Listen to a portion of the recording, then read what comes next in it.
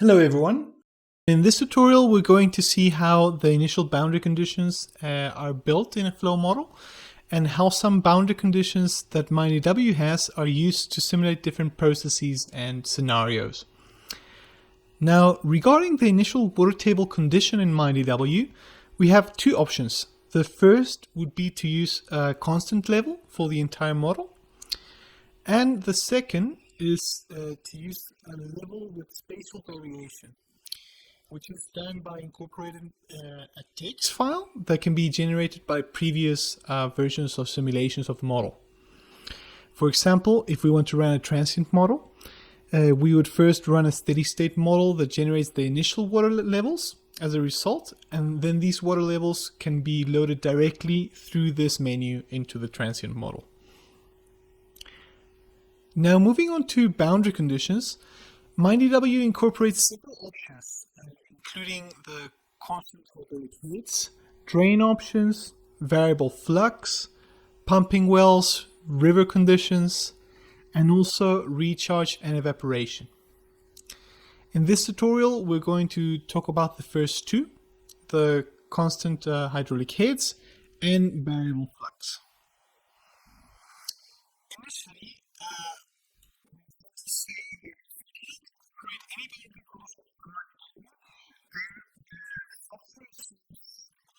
limits of the model are no flow boundaries. Now, to start off with, we're going to incorporate a constant head boundary condition, and we're going to look at two examples. One is going to be a body of water on the surface, such as a lake, for example. And the second example, we will incorporate a ravine with a little stream by imposing drains on the model. Okay, so let's start by incorporating the lake or body of water. For this, first we're going to select the area of the lake. We're going to import a BLN file to delimit the lake area that we want to incorporate in MINEDW. BLN files are text files, basically, that contain the points that make up the edges of a polygon we used to select. So as you can see here, we can see it in the blue line. We can project it to the surface, and we have the area that we're going to simulate the lake in. Then we use the select option. We go to select with overlay, and we tell the program that we want to use the selection by polygon, because in this case we're using the BLN as a polygon.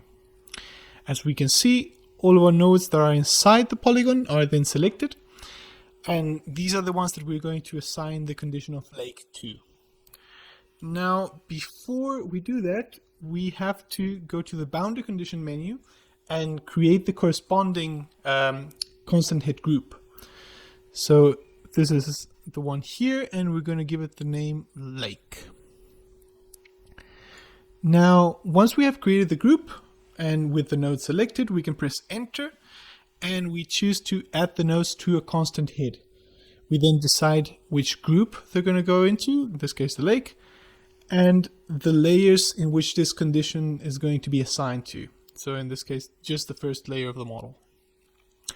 We can visualize the nodes that we assign the lake to in the list option, opening the constant head.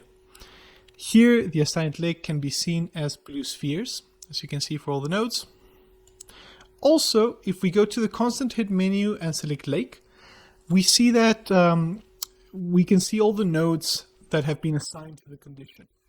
And if we click on one, for example, we see the starting time and the hydraulic head that has been assigned for that specific node. Now, in this case, we have assigned a hydraulic head that is equal to the ground surface. But if we so required, we could change this hydraulic head, or we could, for example, change the time it comes in or apply different hydraulic heads for different times. As we have said, we're also going to be looking at a drain condition to represent a ravine for the second example. For this, we first have to eliminate the BLN that we use for the lake and insert a new BLN with the trace of the ravine. Here we have it. We can see it on the surface, and then again we can select with the select tool, select with overlay, and this time we select polyline since it is a line. And here we have the trace of our stream. Again, we have to create the group. So we go and we create it. We're going to call it ravine. In this case, we give the condition of drain. Selecting then with enter, we assigned all the nodes to the constant head, but in this case, we're going to assign them to the drain group for the ravine. And in this case, as you can see, the nodes that we have assigned with the drain condition have a different symbol. As you can see, this one, they are crosses and not spheres.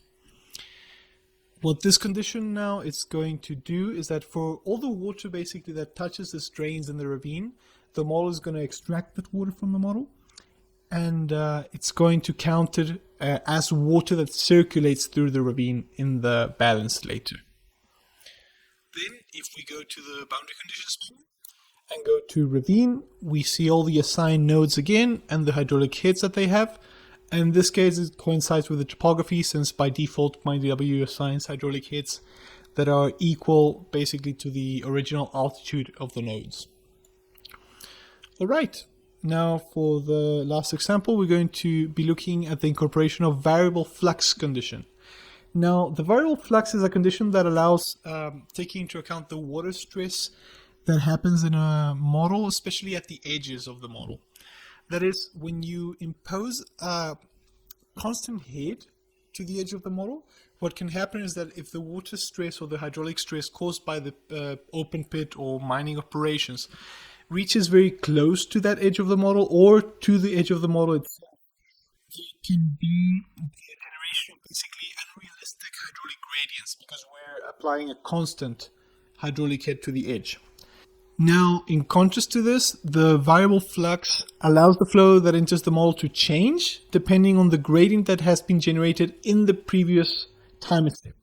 So, in other words, the model is capable of buffering or changing the hydraulic head and the flow depending on the water stress generated by the model each time step. For example, now, in this case, we're going to model a sector here in the model. That, for example, let's say we have an aquifer that is the main contributor of water to the pit, but for extension of the model reasons, it wasn't modeled completely, the complete area of the aquifer, and it's only cut in half. So what we're going to do is that in order to model and incorporate the effects of the excluded part of the aquifer, we're going to model that boundary as a variable flux. Now in this case, to incorporate it, we're going to select two nodes, the start at the end, and we're going to press enter, and we can incorporate it directly as variable flux. In this case, we're going to select all the layers of the model, which is 61, and also we're going to select all the nodes connecting the two nodes that we have selected. Then we can visualize it, and here you can see the variable flux boundary. Again, in the variable flux menu, we have the flow assigned to all nodes. In the boundary condition menu, we can check which nodes have the variable flow condition and also to what depth. This concludes today's tutorial on boundary conditions for MINEDW. Follow Itasca for the latest software and modeling news. Thank you very much and see you next time.